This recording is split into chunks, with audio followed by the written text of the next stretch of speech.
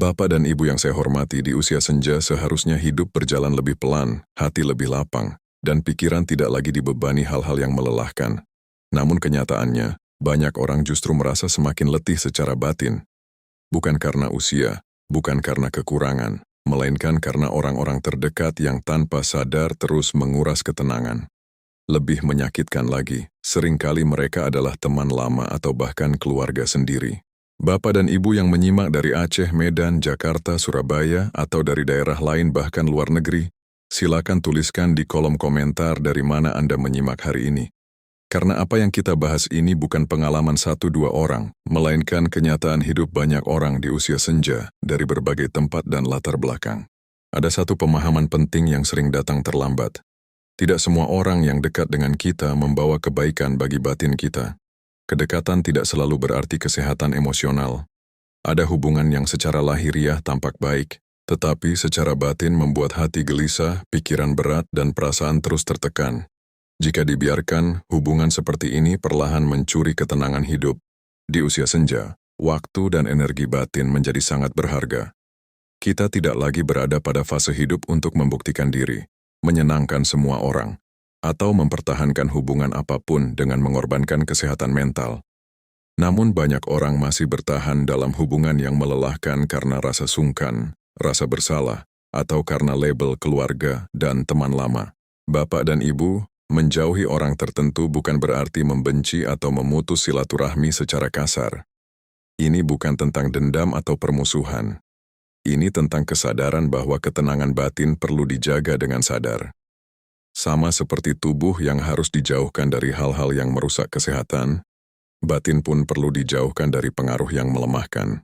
Dalam psikologi, hidup yang tenang di usia tua sangat dipengaruhi oleh lingkungan emosional. Siapa yang kita izinkan terlalu dekat akan sangat menentukan kualitas hari-hari kita. Jika setiap pertemuan meninggalkan rasa lelah, kecewa, atau tertekan, itu adalah tanda bahwa ada sesuatu yang tidak sehat, meskipun hubungan itu sudah lama terjalin. Bapak dan Ibu yang saya muliakan, banyak orang baru menemukan ketenangan setelah berani berkata dalam hati, "Saya berhak hidup lebih damai." Kalimat ini bukan tanda egois, melainkan tanda kebijaksanaan. Karena di usia senja, hidup bukan lagi tentang siapa yang paling bertahan, tetapi tentang siapa yang paling mampu menjaga ketenangan dirinya. Dalam pembahasan ini, kita akan mengenali 7 jenis orang yang sebaiknya dijauhi di usia senja, meski mereka adalah teman atau keluarga sendiri. Bukan untuk menghakimi siapapun, melainkan agar Bapak dan Ibu bisa lebih sadar, lebih tegas, dan lebih damai dalam menjalani sisa usia. Bapak dan Ibu yang saya hormati, jenis orang pertama yang sebaiknya dijauhi di usia senja adalah mereka yang gemar merendahkan. Mereka tidak selalu berbicara dengan nada kasar, tetapi kata-katanya sering membuat Anda merasa kecil, tidak cukup baik, atau selalu kurang. Ucapannya dibungkus candaan, nasihat, atau kepedulian palsu.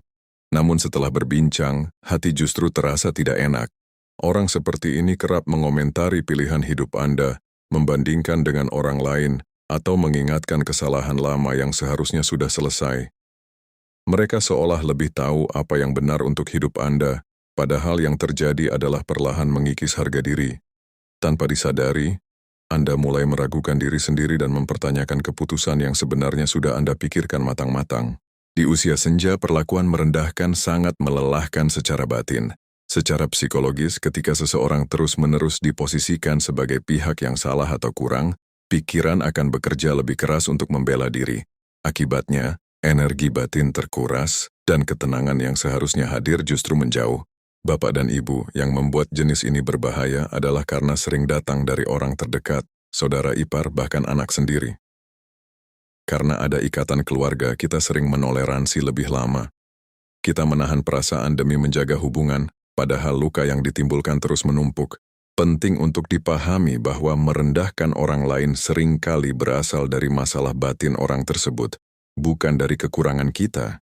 Namun memahami asalnya tidak berarti kita harus menerima perlakuannya. Mengerti tidak sama dengan membiarkan.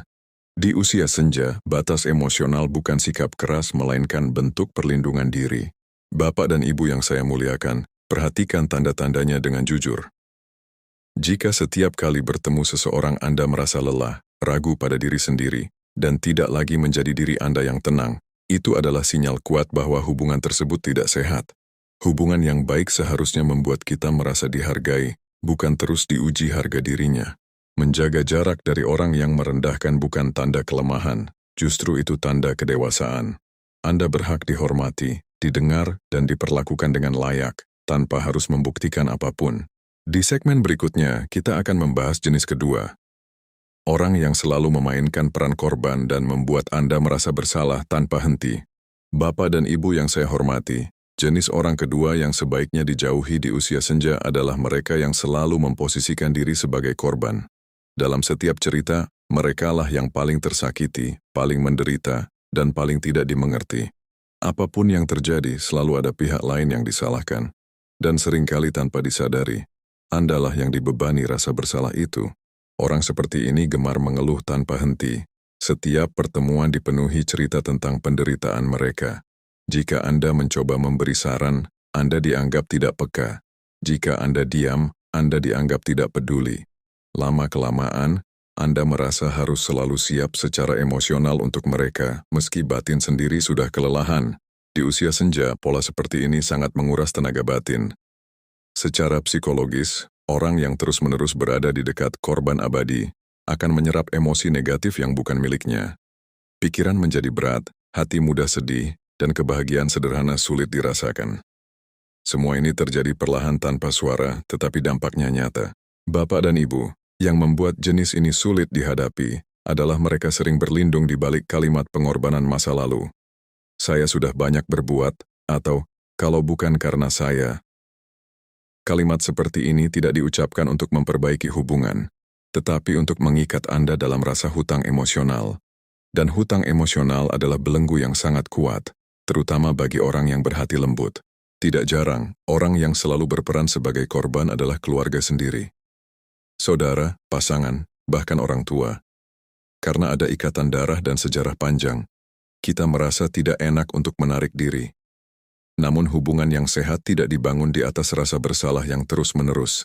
Bapak dan Ibu yang saya muliakan, empati itu penting, tetapi empati tanpa batas akan melukai diri sendiri. Membantu orang lain tidak berarti mengorbankan kesehatan batin. Mendengarkan keluhan tidak berarti harus menanggung semua beban mereka. Di usia senja, menjaga batas emosional adalah bentuk kebijaksanaan, bukan kekerasan hati. Perhatikan satu tanda penting. Setelah berbicara dengan orang ini, apakah Anda merasa lebih ringan atau justru lebih berat? Jika hampir selalu lebih berat, itu bukan kebetulan. Itu sinyal bahwa hubungan tersebut tidak seimbang dan tidak sehat untuk batin Anda. Menjaga jarak dari orang yang selalu berperan sebagai korban bukan berarti berhenti peduli. Itu berarti Anda mulai peduli juga pada diri sendiri. Karena hidup yang tenang di usia senja tidak akan pernah tercapai jika batin terus dibebani penderitaan orang lain yang tak kunjung selesai. Di segmen berikutnya, kita akan membahas jenis ketiga. Orang yang suka mengatur, mengontrol, dan mencampuri hidup Anda, seolah Anda tidak lagi mampu menentukan pilihan sendiri. Bapak dan Ibu yang saya hormati, jenis orang ketiga yang sebaiknya dijauhi di usia senja adalah mereka yang gemar mengatur dan mengontrol hidup Anda. Mereka merasa paling tahu apa yang terbaik, paling benar dalam mengambil keputusan, dan paling berhak menentukan arah hidup Anda. Semua disampaikan dengan alasan peduli, sayang, atau ingin melindungi, tetapi perlahan membuat Anda kehilangan ruang untuk menjadi diri sendiri. Orang seperti ini sering memberi saran tanpa diminta, mengkritik keputusan Anda, dan kecewa ketika Anda memilih jalan yang berbeda. Jika Anda mengikuti, Anda merasa terkekang. Jika Anda menolak, Anda dianggap keras kepala atau tidak tahu diri. Dalam jangka panjang, pola ini melelahkan karena Anda dipaksa memilih antara ketenangan diri dan penerimaan orang lain. Di usia senja, perlakuan mengontrol sangat merusak ketenangan batin. Secara psikologis, ketika seseorang terus-menerus diatur, ia akan meragukan kemampuannya sendiri. Padahal, Anda telah menjalani hidup puluhan tahun, membuat banyak keputusan, dan melewati berbagai ujian. Mengapa di usia ini justru dianggap tidak mampu menentukan pilihan? Bapak dan Ibu, yang membuat jenis ini sulit dihadapi adalah karena kontrol sering dibungkus dengan niat baik. Kalimat seperti, "Saya cuma mengingatkan," atau "Saya takut kamu salah langkah," terdengar wajar. Tetapi jika terus diulang dan disertai tekanan, itu bukan lagi kepedulian, itu adalah pengambil alihan kendali.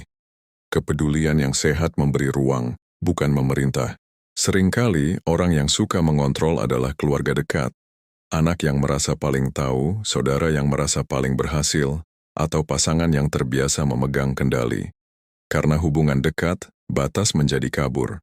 Namun tanpa batas yang jelas, ketenangan batin akan terus tergerus. Bapak dan Ibu yang saya muliakan, perhatikan tanda pentingnya. Setiap kali berbicara dengan orang ini, apakah Anda merasa bebas atau justru tertekan? Apakah keputusan Anda terasa milik sendiri atau selalu dibayangi rasa takut mengecewakan mereka? Jika jawabannya yang kedua, itu tanda bahwa kontrol sudah melewati batas sehat.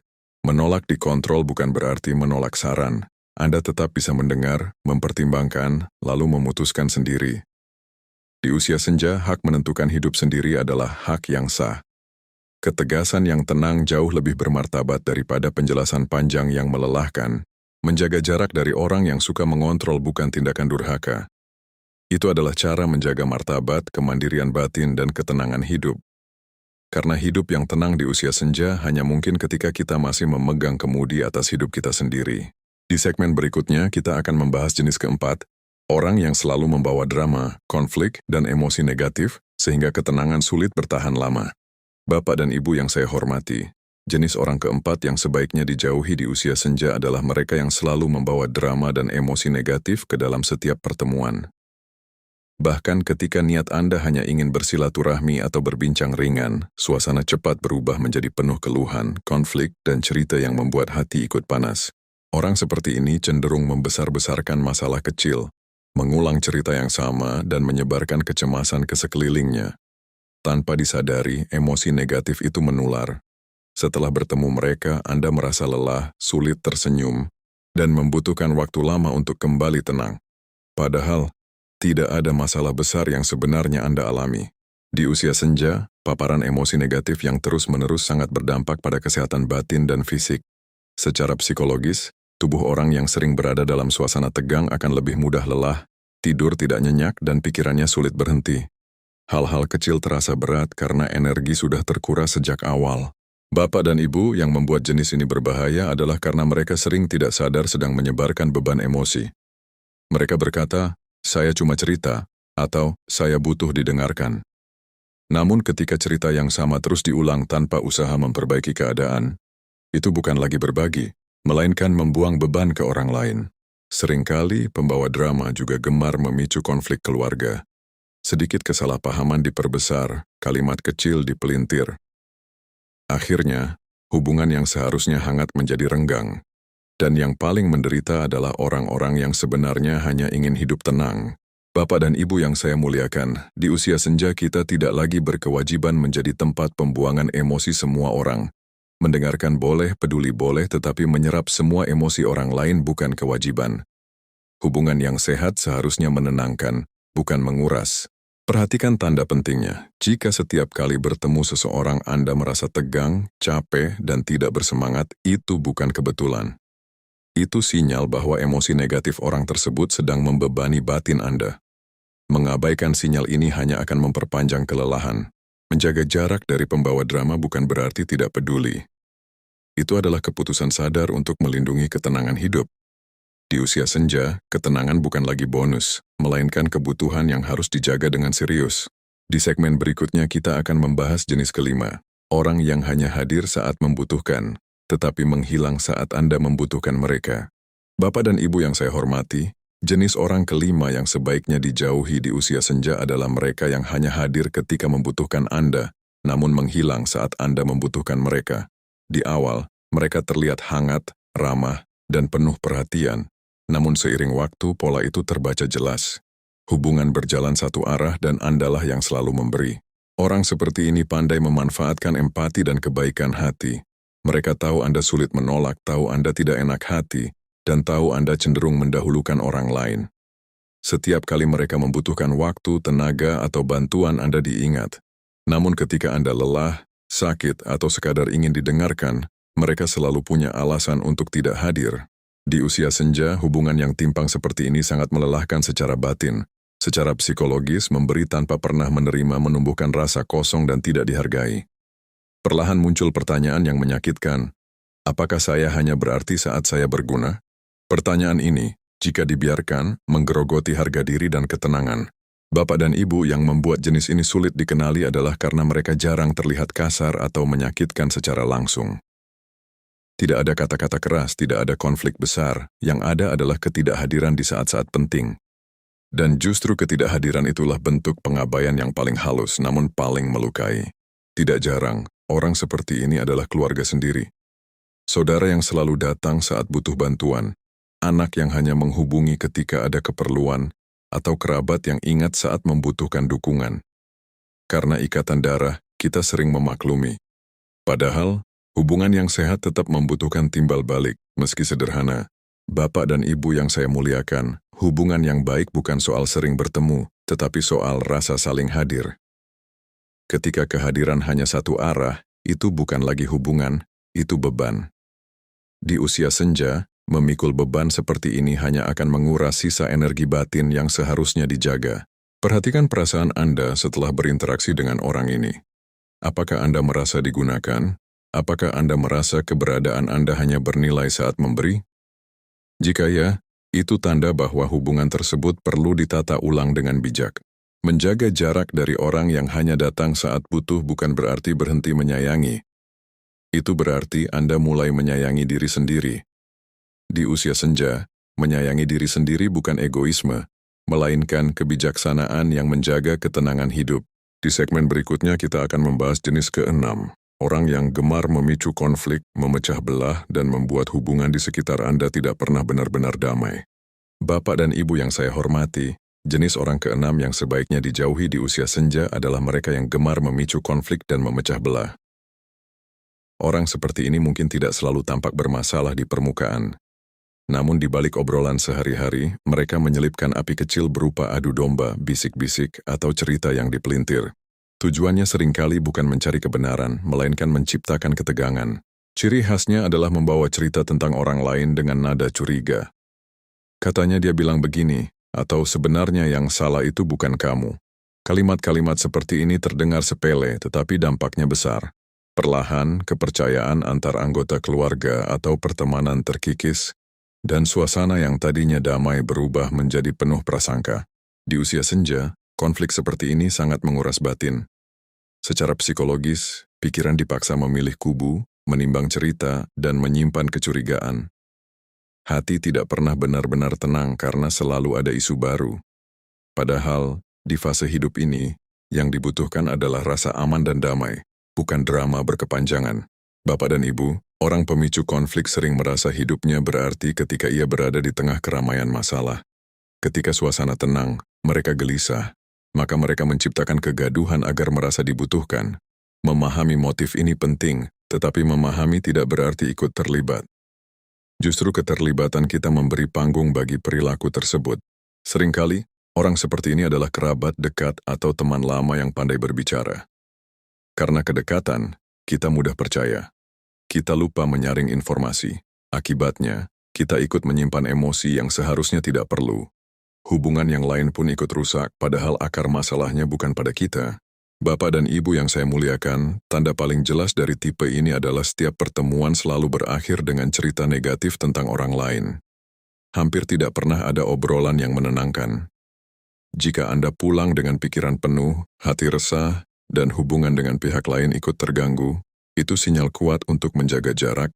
Menjaga jarak dari pemicu konflik bukan berarti memutus silaturahmi secara kasar. Cukup batasi topik, kurangi intensitas, dan jangan menjadi penampung cerita yang memecah belah. Diam yang bijak seringkali lebih efektif daripada klarifikasi panjang yang justru memperpanjang konflik. Di usia senja, hidup yang tenang dibangun dari hubungan yang sederhana dan jujur. Orang yang gemar memecah belah akan selalu mengganggu fondasi ini. Karena itu, menjauh dengan tenang adalah pilihan yang melindungi hati dan menjaga martabat. Di segmen berikutnya, kita akan membahas jenis ke-7 dan terakhir. Orang yang terus mengingatkan kesalahan lama dan membuat Anda hidup dalam bayang-bayang masa lalu.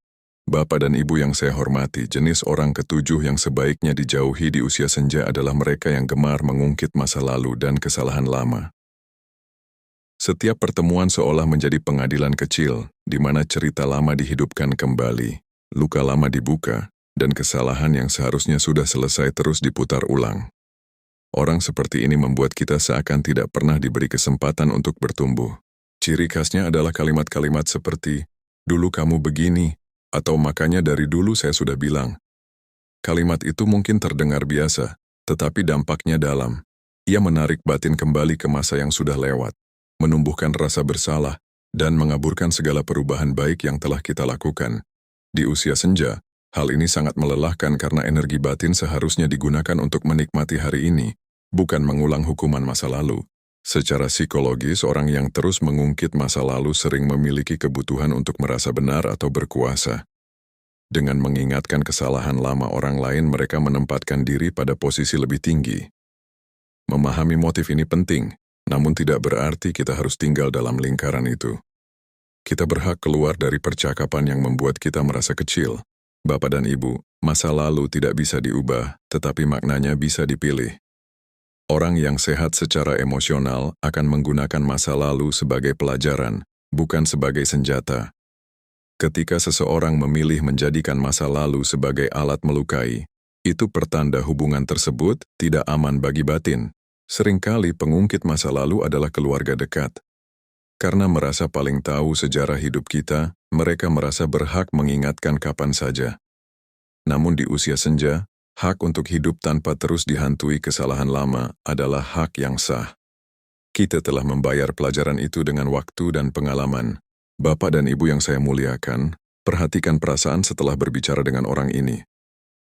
Jika hati terasa berat, pikiran dipenuhi penyesalan lama, dan rasa percaya diri menurun, itu sinyal kuat bahwa hubungan tersebut perlu dibatasi. Hubungan yang sehat seharusnya memberi ruang bagi versi diri yang lebih baik, bukan mengunci kita pada masa lalu. Menjaga jarak dari pengungkit masa lalu bukan berarti menyangkal sejarah, melainkan memilih untuk tidak hidup di dalamnya. Kita boleh mengakui kesalahan, tetapi tidak perlu tinggal di sana selamanya. Di usia senja, hidup yang tenang dibangun dari penerimaan dan pengampunan, bukan dari penghakiman yang berulang. Dengan mengenali 7 jenis orang ini, kita mulai melihat satu benang merah. Ketenangan hidup sering hilang bukan karena usia, melainkan karena siapa yang kita izinkan terlalu dekat.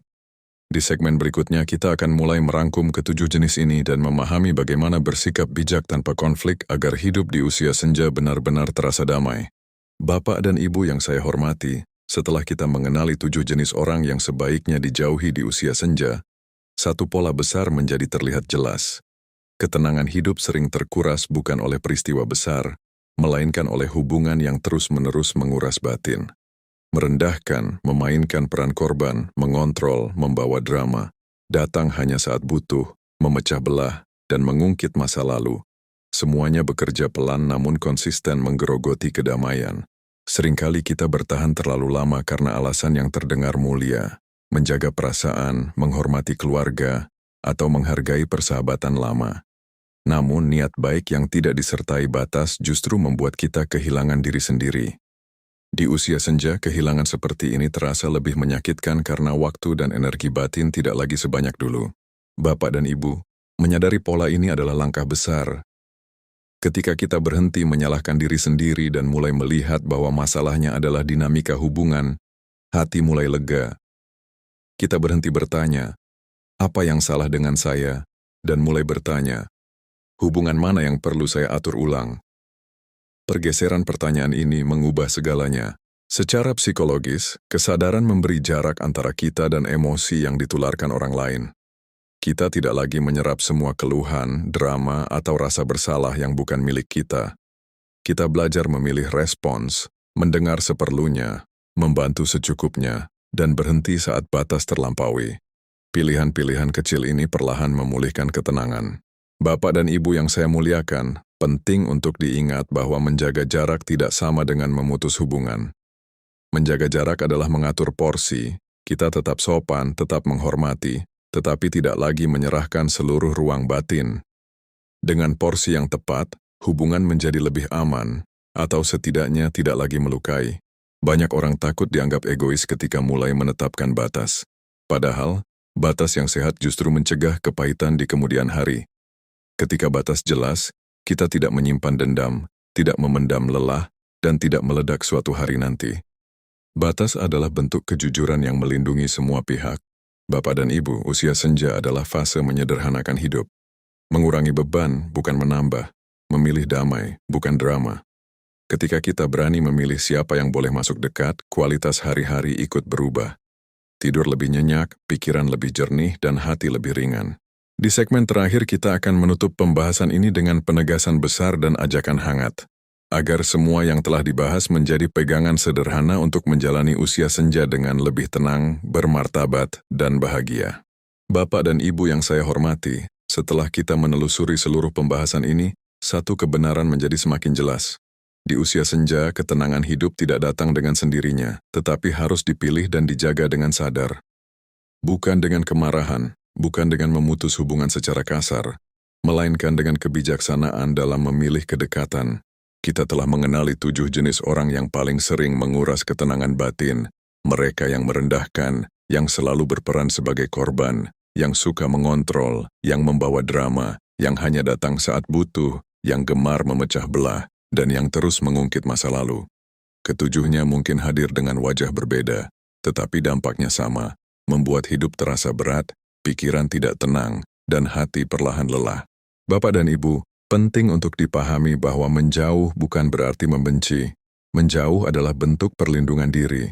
Sama seperti tubuh perlu dijauhkan dari hal yang merusak kesehatan, batin pun perlu dijauhkan dari hubungan yang terus melukai.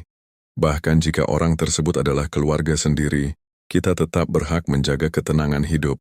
Di usia senja, hidup tidak lagi tentang membuktikan apapun kepada siapapun.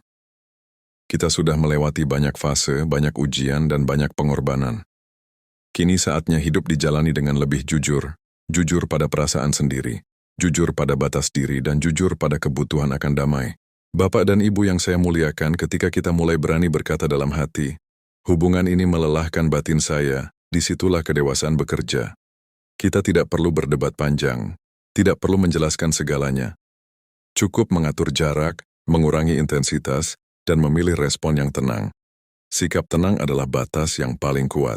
Perubahan sikap kita mungkin tidak selalu disukai. Akan ada yang tersinggung, ada yang memainkan rasa bersalah, ada yang mencoba menarik kita kembali ke pola lama. Tetaplah tenang.